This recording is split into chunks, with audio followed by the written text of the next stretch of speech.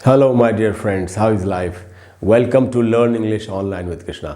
दोस्तों, आज का जो टॉपिक है बहुत ही अनोखा है। अनोखा इसलिए कह रहा हूँ क्योंकि ये टॉपिक बुक्स में नहीं है, मैंने खुद इसको क्रिएट किया है। तो अगर इस टॉपिक को हम ठीक से सीख लें तो हमको इंग्लिश लिखने या बोलने में बड़ी आसानी हो जाएगी।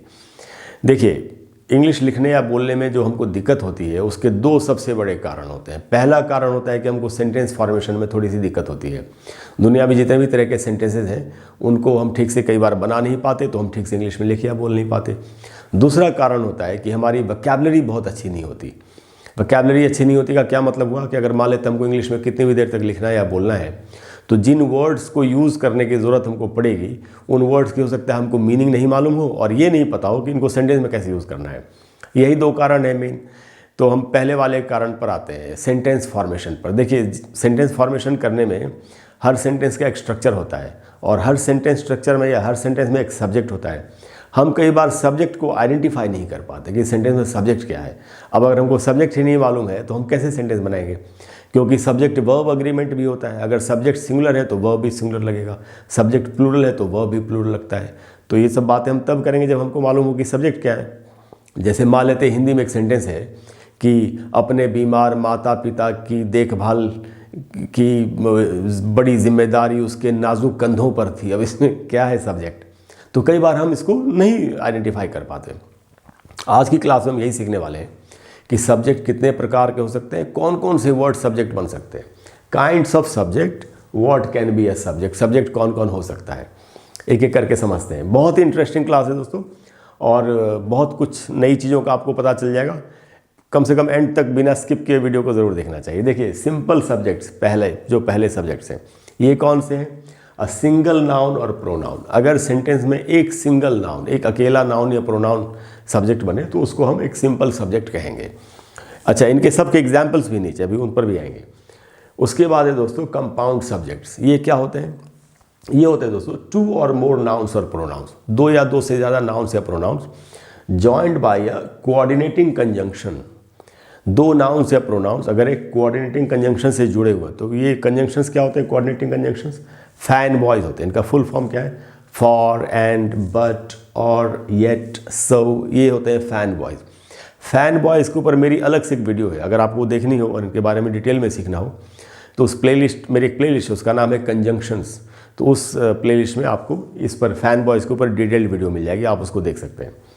तो ये था दूसरा सब्जेक्ट का हमारा प्रकार। तीसरा जो है वो दोस्तों वो है कंप्लीट सब्जेक्ट्स। ये क्या होते हैं? ये होते हैं नाउन फ्रेज या नाउन क्लॉज।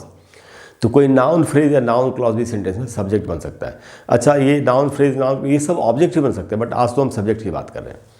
और उसके बाद है दोस्तों अदर सब्जेक्ट्स, दूसरे वर्ड्स हैं कुछ ऐसे जो सब्जेक्ट बन सकते हैं। ये कौन कौन से? एन एडजेक्टिव, एक एडजेक्टिव भी सब्जेक्ट बन सकता है। कैसे अभी देखेंगे। उसके बाद है अ जेरंड। देखिए, जेरंड को अक्सर हम लोग जिरंड बोल लेते हैं इंडिया में, जो सही उच्चारण है वो है जेरंड। तो जेरंड भी बन सकता है subject. And an infinitive with to, infinitive with to भी बन सकता है हमारा सब्जेक्ट। इन्फिनिटिव विथ टू क्या होता है? टू प्लस वर्ब की फर्स्ट फॉर्म जो होती है। अब हम देखते हैं इनके एग्जाम्पल सबके। तो पहले वाले से स्टार्ट करते हैं, सिंपल सब्जेक्ट्स। इसमें क्या होगा? एक सिंगल नाउन या प्रोनाउन सेंटेंस में सब्जेक्ट बनेगा। तो पहला तो नाउन के बारे में, क्या सिंगल नाउन और प्रोनाउन। नाउन कैसे बनेगा? Noun can be a subject. यहाँ पर एग्जाम्पल्स हैं। पहला एग्जाम्पल है Mumbai is a big city. इसमें मुंबई जो है एक सिंगल नाउन है और सेंटेंस में सब्जेक्ट है। सब्जेक्ट कैसे है? क्योंकि मुंबई के बारे में बताया जा रहा है कि मुंबई एक बड़ा शहर है। सेंटेंस में जिसके बारे में बताया जा रहा है वही सब्जेक्ट होता है। दूसरा जो एग्जाम्पल वो है Pankaj sings very well. Pankaj के लिए कहा जा रहा है कि पंकज बड़ा अच्छा गाता है। तो इसमें पंकज जो एक सिंगल नाउन है और वही सब्जेक्ट है। कैसे सब्जेक्ट है? सेंटेंस में जो काम करता हुआ दिखाई पड़े वही सब्जेक्ट होता है। तो पंकज इसमें सब्जेक्ट है। अब आते हैं प्रोनाउन पर। तो ये सब तो आसान है, ये आपको पहले से मालूम होगा। देखिए, pronoun, a pronoun can be a subject. इसके भी एग्जाम्पल्स हैं कि he is a good cricketer. तो इसमें ही जो है वो एक सिंगल प्रोनाउन है, तो सेंटेंस में सब्जेक्ट है। और उसके बाद है दे आर प्लेइंग फुटबॉल, कुछ लोगों के लिए कहा जा रहा है। तो इस सेंटेंस में दे जो है वो एक सिंगुलर प्रोनाउन है और सेंटेंस में सब्जेक्ट है। तो ये तो जैसे कि बचपन से हमको मालूम होता है। हम आते हैं कंपाउंड सब्जेक्ट्स पर। इसमें क्या होगा? दो या दो से ज़्यादा नाउन्स या प्रोनाउंस जुड़े होंगे किसी भी कोऑर्डिनेटिंग कंजंक्शन से। तो इसमें भी वेरिएशन, इसमें क्या होता है कि दो, जैसे एक सिंगुलर और एक सिंगुलर, या दोनों प्लूरल, या एक सिंगुलर एक प्लूरल, ऐसे करके जुड़े होते हैं। वो देख लेते हैं। जो पहला जो है वो तो वही लिखा हुआ है कि टू और मोर नाउन्स और प्रोनाउंस जॉइंड बाय कंजंक्शन, दो सिंगुलर, अगर दो सिंगुलर नाउन्स या प्रोनाउंस मिल करके एक कंपाउंड सब्जेक्ट बना रहे हैं, उसका एग्जाम्पल है। देखिए यहाँ लिखा है the dog and the cat bother me. मान लेते किसी ने अपने घर में एक कुत्ता और बिल्ली दोनों ही पाले हुए, तो कह रहा है कि द डॉग सिंगुलर हुआ, द कैट ये भी सिंगुलर है, दोनों मिलके मुझे परेशान करते हैं। अच्छा, इसमें जो वर्ब है वो प्लूरल है। ये वर्ब कैसे प्लूरल लगा, इसको सीखने के लिए हमको सब्जेक्ट वर्ब अग्रीमेंट पढ़ना पड़ेगा। सब्जेक्ट वर्ब अग्रीमेंट अगर आपको मेरे चैनल पर सीखना हो तो मैंने इसके लिए एक अलग से प्लेलिस्ट ही बनाई हुई है, सब्जेक्ट एंड वर्ब अग्रीमेंट, उसका नाम ही प्लेलिस्ट का यही है। तो उसमें जाकर आप वीडियो देखेंगे तो आपको सब्जेक्ट वर्ब अग्रीमेंट भी पता चल जाएगा। तो इस सेंटेंस में जो कंपाउंड सब्जेक्ट हमारा, उसमें दो सिंगुलर वर्ड्स मिल करके कंपाउंड सब्जेक्ट को उन्होंने बनाया है। अब हम आते हैं दूसरे एग्जाम्पल पर। इसमें क्या है, इसमें टू प्लूरल, यानी दो प्लूरल वर्ड्स मिलके एक कंपाउंड सब्जेक्ट बनाएंगे। एग्जाम्पल वही है, सिर्फ प्लूरल बना दिया, जैसे the dogs and the cats bother me. तो दोनों इसमें जो वर्ड्स हैं वो प्लूरल हैं। और जो तीसरा है एग्जाम्पल वो है one singular and one plural, जैसे the dog and the cats. Dog जो है सिंगुलर है और कैट्स जो प्लूरल है, तो the dog and cats bother me. तो ये हो गया हमारा कंपाउंड सब्जेक्ट। अब हम आते हैं कंप्लीट सब्जेक्ट्स पर, जहाँ की एक नाउन फ्रेज या नाउन क्लॉज हमारा सब्जेक्ट बनेगा। देखिए कंप्लीट सब्जेक्ट्स, नाउन फ्रेज और नाउन क्लॉज। पहला एग्जाम्पल नाउन फ्रेज का है। नाउन फ्रेज के बारे में लिखा है कि noun phrase can be a subject. ये जो एग्जाम्पल्स है देखिए, singing in the bath relaxes me. ये जो फ्रेज है noun phrase, singing in the bath, ये एक नाउन फ्रेज है। अब नाउन फ्रेज या नाउन क्लॉज भी अगर सीखना हो तो जैसा कि मैंने आपको बताया, मेरे चैनल पर मेरी एक प्लेलिस्ट है, उसका नाम है नाउन्स। उस प्लेलिस्ट में आपको नाउन फ्रेज या नाउन क्लॉज के ऊपर वीडियोस मिल जाएंगे, तो उनको देख करके अगर आप इनको सीख सकते हैं। नहीं, अगर आपको पहले से इनके बारे में पता है फिर तो कोई दिक्कत ही नहीं है। और वो वीडियो अगर आपको नहीं मिले तो आप कमेंट्स में लिखिएगा, मैं या तो आपको लिंक दे दूंगा या मैं एक नई वीडियो ही बना दूंगा फिर से। तो सिंगिंग इन द बाथ जो है वो एक नाउन फ्रेज है और सेंटेंस में सब्जेक्ट है। दूसरा जो एग्जाम्पल उसमें कहा जा रहा है, reading books is my passion. तो इसमें रीडिंग बुक्स जो है वो एक नाउन फ्रेज है और वही सेंटेंस में सब्जेक्ट है। और उसके बाद आते हैं दोस्तों नाउन क्लॉज के ऊपर। तो वही लिखा है कि noun clause can be a subject, noun clause भी सब्जेक्ट हो सकता है। जैसे एग्जाम्पल है, what you said yesterday was true. कोई बता रहा है कि भाई कल जो आपने कहा था वो सही था, वो सच था।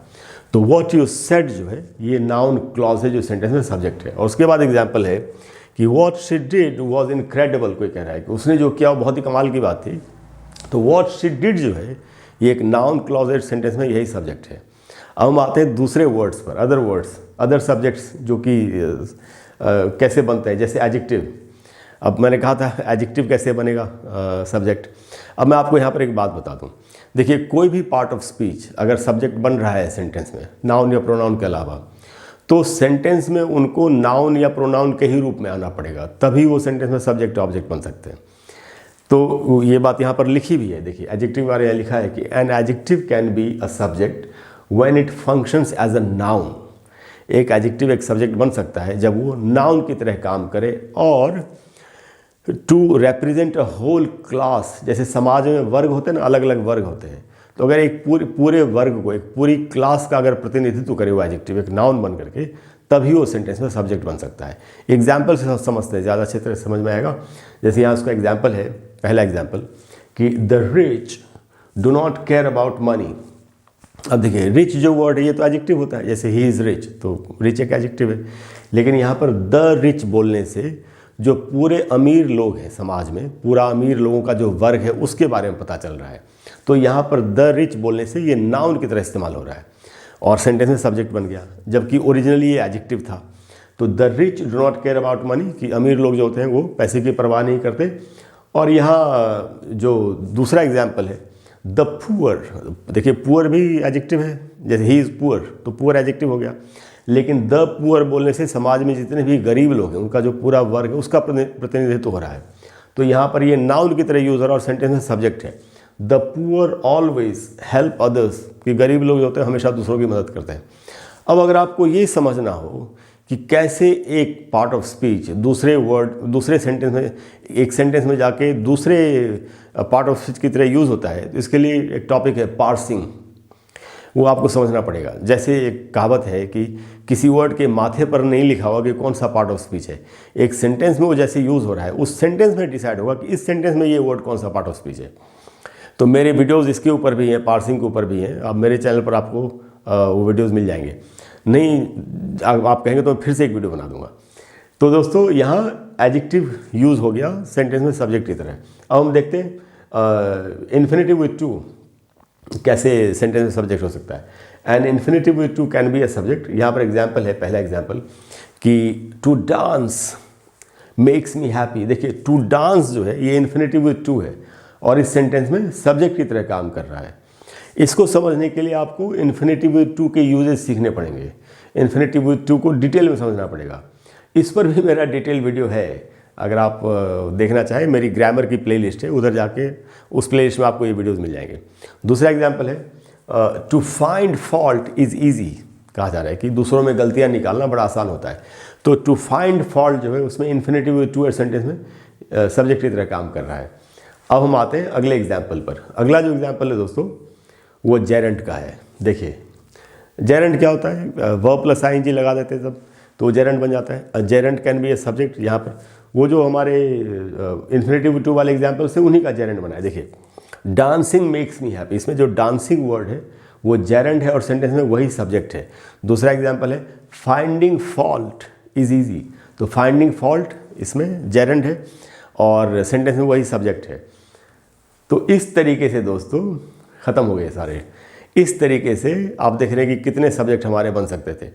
तो single words, double words, noun clause, noun phrases, Geraint and infinitive with to, adjectives, ये सब हमारे सब्जेक्ट्स बन सकते थे। तो कोई भी अगर ऐसा टॉपिक है, ये टॉपिक तो आप समझ ही गए मेरे ख्याल से, आपको थोड़ी प्रैक्टिस करनी चाहिए। इस टॉपिक के अलावा कोई ऐसा डिफ़िकल्ट टॉपिक आपकी समझ में नहीं आ रहा हो कि इसके पीछे क्या कॉन्सेप्ट है और आप चाहते हैं कि मैं उसके लिए उस टॉपिक ऊपर एक वीडियो बना दूं आपके लिए, तो आप कमेंट्स में लिखिए। अभी मैं आपको कुछ दिनों में कुछ ऐसे वीडियोस और भी देने वाला हूं जो बहुत ही कॉम्प्लेक्स, जिनको लोग समझ नहीं पाते या बड़ी दिक्कत होती है लोगों को, वो वीडियोस आपको जल्दी ही मिल जाएंगे। Thank you very much for all your love and for all your support. I will see you soon. Bye bye.